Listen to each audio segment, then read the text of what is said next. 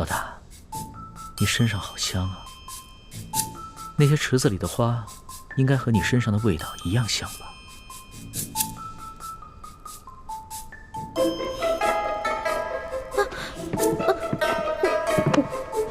你干什么呀？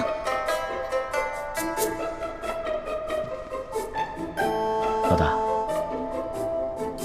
你看这浴池这么华美，长夜漫漫，要不然一起共浴吧？不行。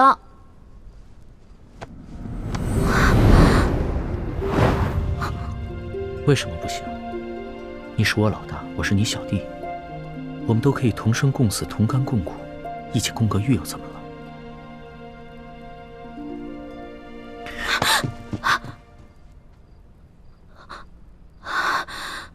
龙小弟，你干什么呀？外面都是人，如果看到的话，看到咱俩就完了。刘府里的人都已经避开了，没有人会发现。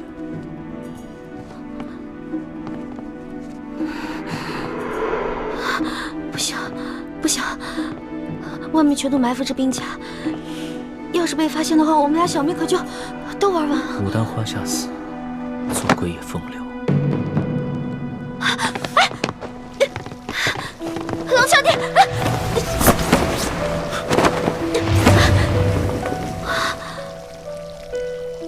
想不到这个钦差大人原来也是个色鬼，还好是一环妹妹身手好，要是换了我，就只能以死来保全清白了，真难为一环妹妹。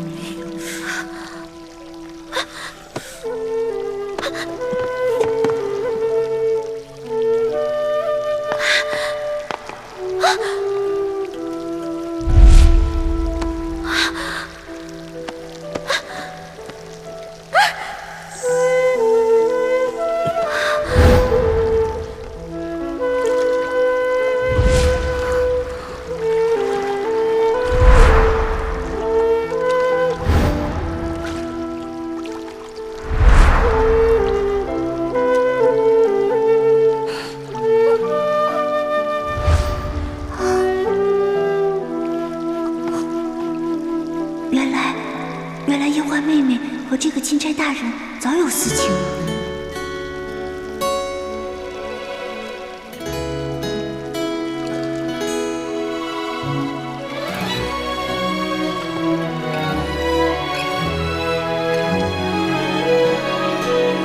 春秋两岸，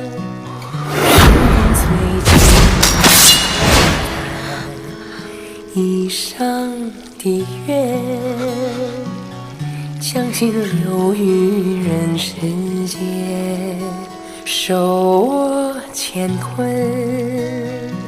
这强效催情香药效十分了得，任凭你什么贞妇烈女都抵挡不住。你手上可有解药？没有。不过，裘贵好像说了一嘴，要破此香，最有效的方式是痛。痛，没错，痛。待他们药效发作了，你趁机潜进去，用重手法电他们几处最生痛的穴道。如此，他们应该可以清醒。好。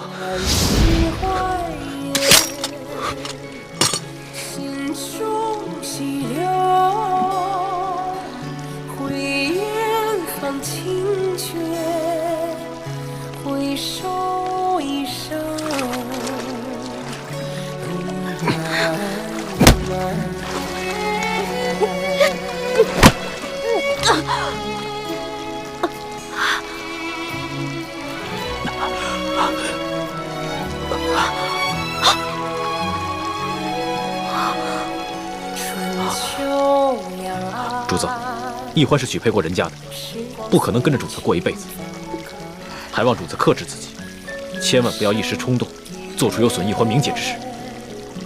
将心留于人世间，守我乾坤。卑职听到阁中不断传来调笑之声，还有追逐嬉戏声，后来还有落入浴池的溪水声，还有女子呼痛的娇呼之声。看来龙大人兴致很高。开在眉间，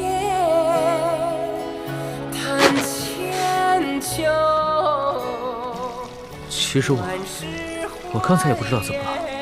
你别再说话了，我们觉得刚才什么都没有发生过。刘德昭在这香炉里放了催情香，你们刚才都中招了。催情香？难怪我刚才只觉得意识模糊，怎么也控制不住自己。我一时之间寻不到解药，只能用重手法点了你们几处痛穴，刺激你们清醒过来。还请主子恕罪。这次多亏了你及时赶到，不然易欢将来只怕会恨我一辈子。欢妹，你刚才也中了催情香，才会乱了神智，我不怪你。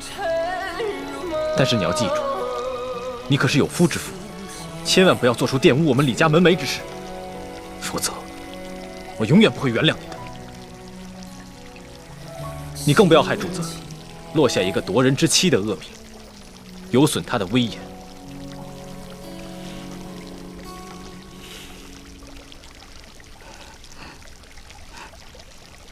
不过，刘德昭安排了人在外面探听阁中的动静。刚才你们那一番闹腾，反倒会让他们放心。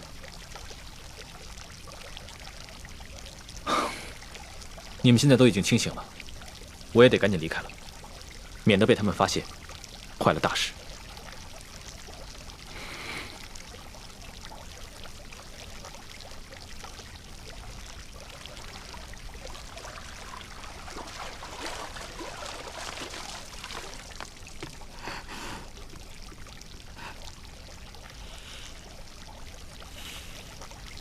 原来易欢妹妹和我一样，早已许配了人家，心中喜欢的却是另外一个人。我们倒是同病相怜了。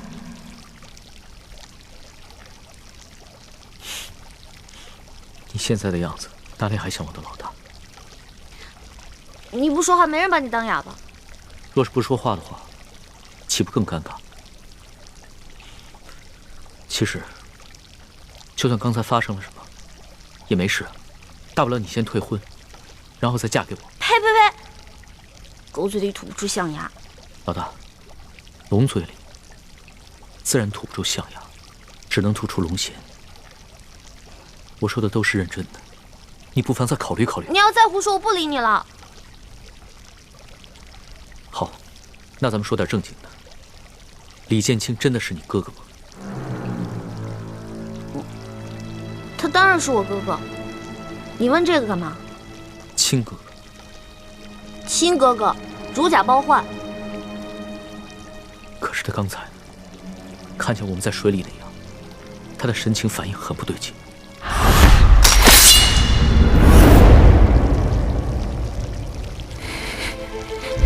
当时他很是气急败坏，似乎还曾想对我出手，连剑都拔出来。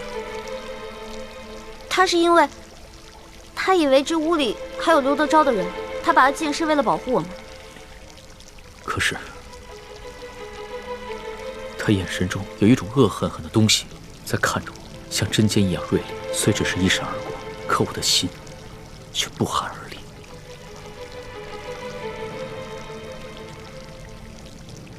原来龙小弟，你也有这么胆小的时候啊？可能吧。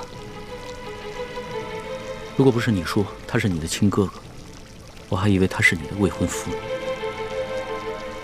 你看你，越说越离谱了。他和我未婚夫从小一起长大，他肯定不愿意看到我在成亲之前出什么意外。你想想那些公主格格们，如果早已许配了人家，有别的男子打他们的主意，那你肯定也会不开心的。可能是我想多了吧。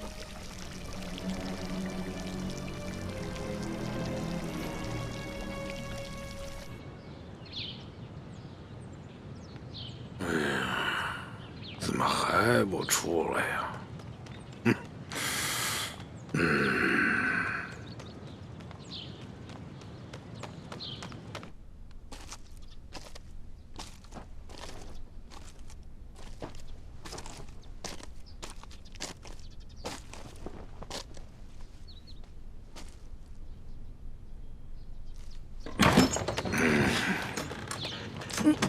哎，哎呀，龙大人真是春风满面呀！啊，哎，对于下官送的礼物可还满意呀？挺好，有劳六大人了。那就好。哎，龙大人，那就随本府到我书房，咱们把那个事情再重新的。不用在意了，就按照你说的安排吧。多谢龙大人。不过，这本钦差啊，毕竟是来视察官风的。眼下灾民闹事不断，又有这牛角寨的乱党在远处盯着，这本钦差啊，也不宜常来你府上见万姑娘，不是？是。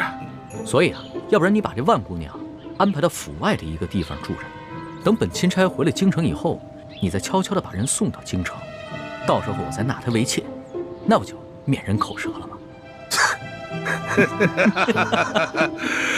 明白，本官明白。龙大人放心，我一定把此事给你办的是妥妥帖帖啊！此事简单，大人，我先在城东置办一所宅院，然后把万姑娘安置在那里。大人只要有空，就可以悄悄去会万姑娘。等到大人回京之后，我亲自护送万姑娘进京。如此一来，可保万无一失。刘大人，这裘老板做事极为妥帖呀！啊，我平时调教的好。主子，咱们先回书府吧。那先行告辞了。宋龙大人。哎，